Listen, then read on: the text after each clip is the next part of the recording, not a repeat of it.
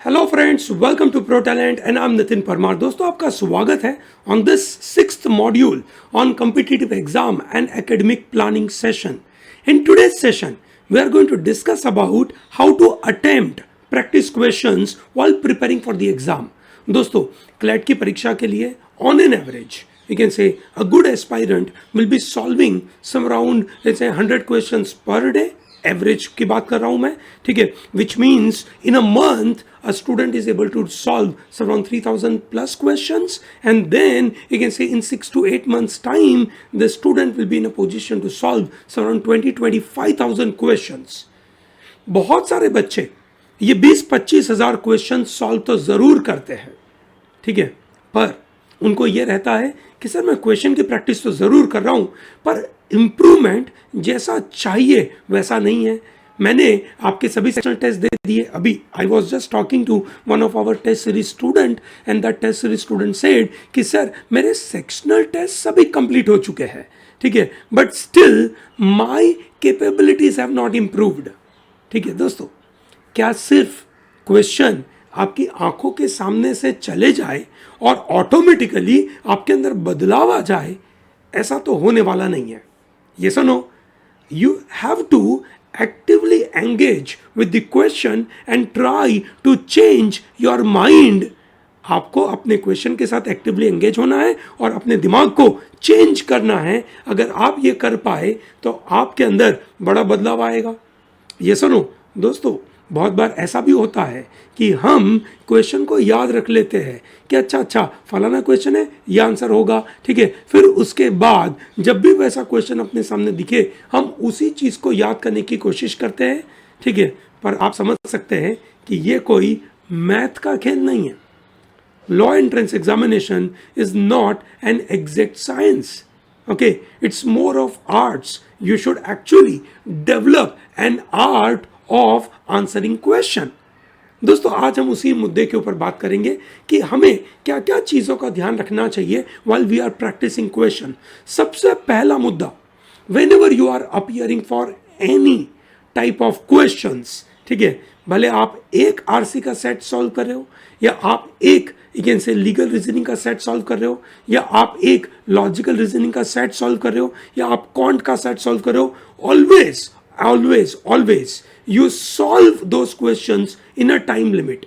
The better suggestion from my side is कि भैया आप क्या बेहतर वे में करें, don't solve one set, okay, solve as a section कि भाई आप 20 मिनट्स 25 मिनट्स लीगल का सेक्शन सॉल्व करें, आरसी का सेक्शन सॉल्व करें, लॉजिकल का सेक्शन सॉल्व करें। Try to take up you can say 30-40 questions at one go and solve all of them in one go in 25 minutes 30 minutes. That's a one way to do it and that's one of the best way to do it.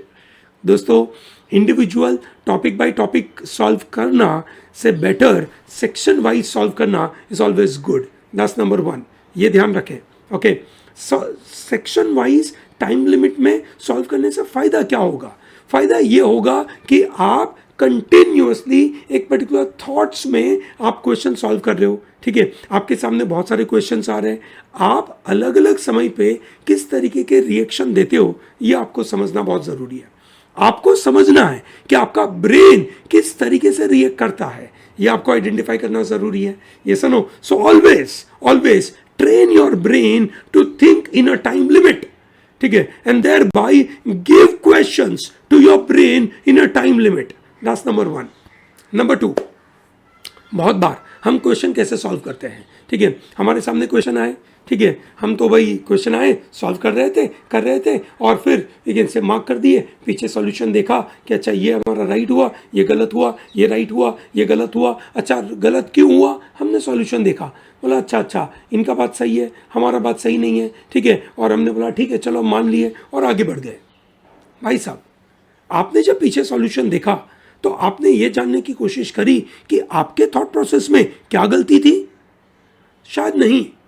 दोस्तों, यहीं पे रुकिए, ये सबसे important मुद्दा है। जितने questions आप सॉल्व करते हो उन सभी क्वेश्चंस के साथ आपको एक सबसे महत्वपूर्ण चीज समझनी है कि आपके क्वेश्चन सॉल्यूशन के प्रोसेस के अंदर क्या गलती थी, ठीक है।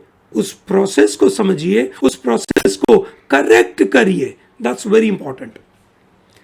जनरली क्वेश्चन को सॉल्व करने का प्रोसेस क्या होता है? ठीक है, वी रीड द पैसेजेस। ठीक है, हमारे पास तो पैराग्राफ बेस्ड क्वेश्चंस आने वाले हैं। We read passages. ठीक है, are we reading them in a right way? Are we able to understand everything you can say in a proper manner और नॉट? बहुत बार हम हमारी रीडिंग अच्छे से करते नहीं है, हम जल्दबाजी में पढ़ते हैं। हमारा मतलब है कि हमने पहली लाइन से लेकर आखिरी लाइन तक अगर हम कंप्लीट कर चुके, हमारी आंखों के सामने से वो वर्ड निकल गए, तो हमें लगता है कि भैया हमने तो पढ़ लिया। ना जी, ऐसा नहीं है। आपका पढ़ाई, आपका रीडिंग तभी सही माना जाएगा कि you are able to connect the entire idea, and without looking at the paragraph you can make a summary out of it. Only then it will be termed as your complete reading. Number 1. ठीक है, समझिए आप इस बात को। मैं नहीं चाहता कि आप पूरा का पूरा चीज एग्जैक्टली याद रखें। ऑब्वियस ये पॉसिबल नहीं है, पर ये तो पक्का पता होना चाहिए ना कि आइडिया कैसे फ्लो हो रहा था। ठीक है, क्या आइडिया फ्लो हो रहा था? ठीक है, क्या वर्ड्स फ्लो हो रहे थे वो नहीं, क्या आइडिया फ्लो हो रहा था वो जानिए। ठीक है, क्या कंक्लूजन डिराइव हुआ, कंक्लूजन क्या प्रीमाइसिस के ऊपर डिराइव हुआ वो जानिए, नहीं कि कौन से शब्द फ्लो हो रहे थे। ये बात समझ में आई? यस, सबसे पहला ये बात है। Once you have understood the entire idea of the passage, then you go to the question. ये एक महत्वपूर्ण मुद्दा होता है जहां पे बहुत सारे स्टूडेंट्स गलतियां करते हैं। ठीक है, क्या गलती होती है? They don't read a full question. ठीक है, दे अंडरस्टैंड कि क्वेश्चन कुछ पूछा है। ठीक है, and then they directly jump to the options, और ऑप्शन में उनको जो अच्छा लगता है वो मार्क करते हैं। ना भैया, क्वेश्चन पहले जज करो, क्वेश्चन पहले समझो कि क्वेश्चन क्या पूछता है। ठीक है, क्वेश्चन जब तक समझ नहीं आए तब तक ऑप्शन पे मत जाइए। सबसे बड़ी गलती, क्वेश्चन समझ नहीं आया ऑप्शन पे पहुंच गए, बिल्कुल गलत बात। क्वेश्चन समझिए, क्वेश्चन समझने के बाद आप अपने मन ही मन में प्रेडिक्ट करें कि इस क्वेश्चन का आंसर क्या होगा। क्वेश्चन पढ़ने के बाद, क्वेश्चन समझने के बाद आप अगर प्रेडिक्ट कर पाते हो कि आंसर क्या होगा, तो आपका दो चीज तरीके से परफेक्टली चेक हो गया। एक तो आपने पैराग्राफ अच्छे से पढ़ा था, और दूसरा आपने क्वेश्चन सही तरीके से समझा है। अगर आपके मन में प्रेडिक्शन हो पाता है कि इस क्वेश्चन का आंसर ये होगा, तो सही बात है। प्रेडिक्शन होने के बाद ही ऑप्शन पढ़िए। प्रेडिक्शन के पहले ऑप्शन पढ़ना is a short harakiri, it's a short suicide. Harakiri is a word which is a Japanese word which says it is a suicide. So भैया नहीं करना है। पैराग्राफ पूरा समझ में आना चाहिए, क्वेश्चन पूरा समझ में आना चाहिए, प्रेडिक्शन आना चाहिए, प्रेडिक्शन के बाद ही ऑप्शन पढ़ना है। ठीक है, आपके प्रेडिक्शन के साथ मैच होने वाला answer is the best answer. दोस्तों, ये है आपका क्वेश्चन प्रैक्टिस करने का तरीका। ठीक है, जब आप ये मेथड की प्रैक्टिस रेगुलरली करोगे, ये मेथड के द्वारा क्वेश्चन की प्रैक्टिस रेगुलरली करोगे, आपका दिमाग के अंदर ये प्रोसेस बैठ जाएगा और आपकी गलतियां कम से कम होगी, कम से कम गलतियां, बिलीव मी। ठीक है दोस्तों, लोगों की गलतियां इसी बात पे होती है कि उन्होंने न पैराग्राफ अच्छे से पढ़ा, न क्वेश्चन ढंग से समझा, ठीक है, न प्रेडिक्शन करा, they were just playing with the options. ठीक है, और ऑप्शन में जो अच्छा लगा वो उन्होंने मार्क करा।